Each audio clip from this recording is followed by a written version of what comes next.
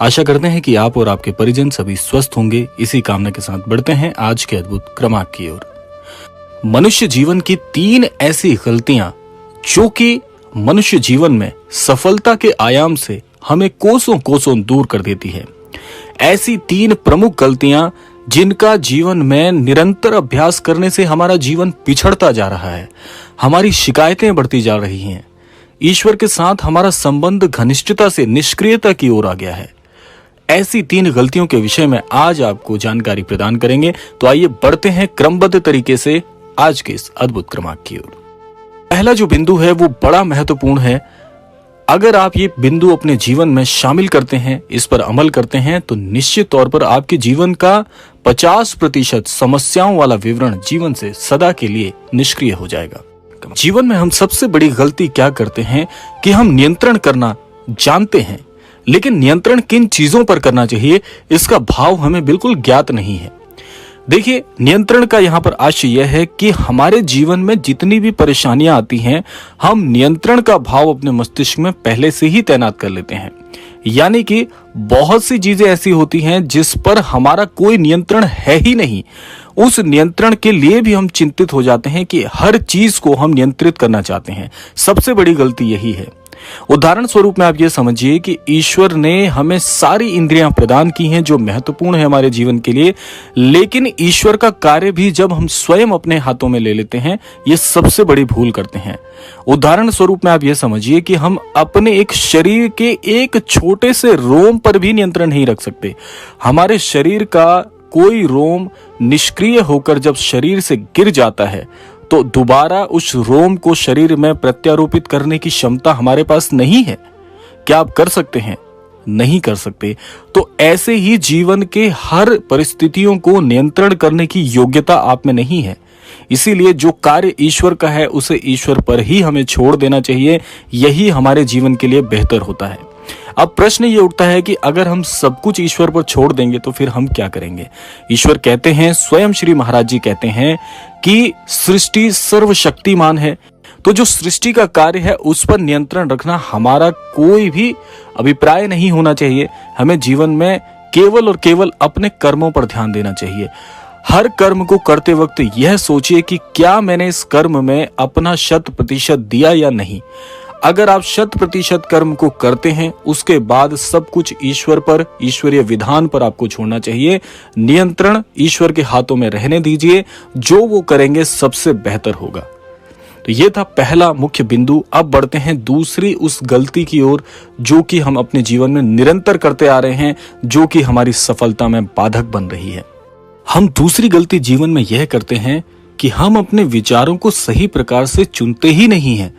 देखिए, प्रतिदिन एक स्वस्थ मनुष्य के मस्तिष्क में अनेकों विचार आते हैं, लेकिन हम गलती ये कर बैठते हैं कि हम हर आने वाले विचार के ऊपर अपना ध्यान केंद्रित कर देते हैं और उसको लेकर चिंतित या प्रसन्न होना प्रारंभ कर देते हैं।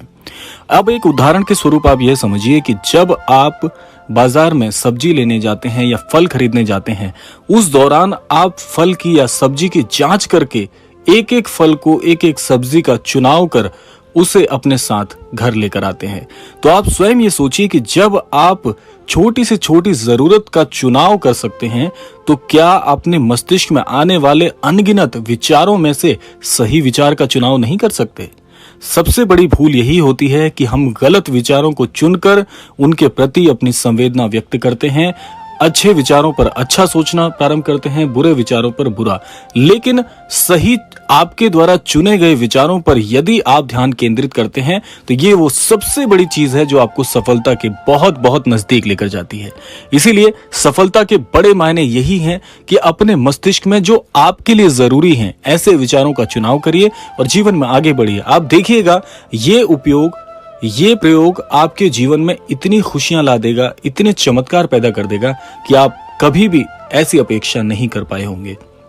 लेकिन उसके लिए आपको विचारों का सही विश्लेषण और चुनाव का ढंग आना चाहिए और ये धीरे धीरे अनुभव के साथ आ जाएगा। इसलिए हर विचार पर मत सोचिए, सही विचार का चुनाव कर उस पर अपना ध्यान केंद्रित करिए और सफलता को आगे अग्रसर करिए।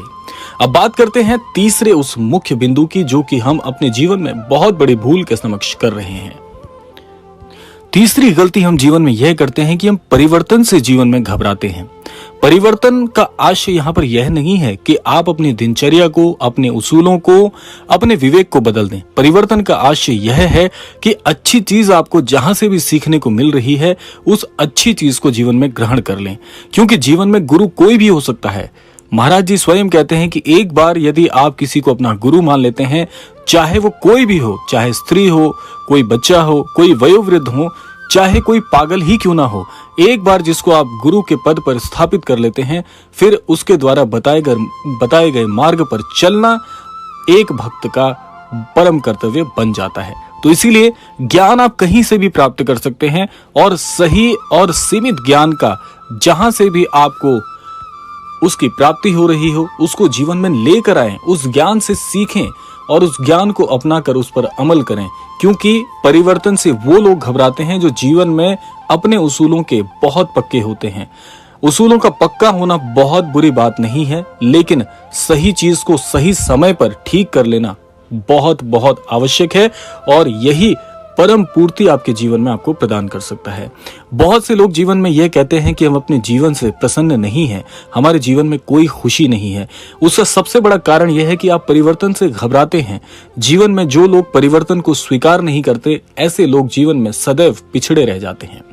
चाहे उनके उसूल कितने ही मजबूत क्यों ना हो, लेकिन समय परिवर्तन को जो अपने जीवन में शामिल नहीं करते, जो सीखना बंद कर देते हैं, नई सोच, नए विचारों को मस्तिष्क में लाना बंद करते हैं, ऐसे लोग जीवन में चाहे कितने विद्वान हो, वो कभी भी जीवन में सफल नहीं हो सकते।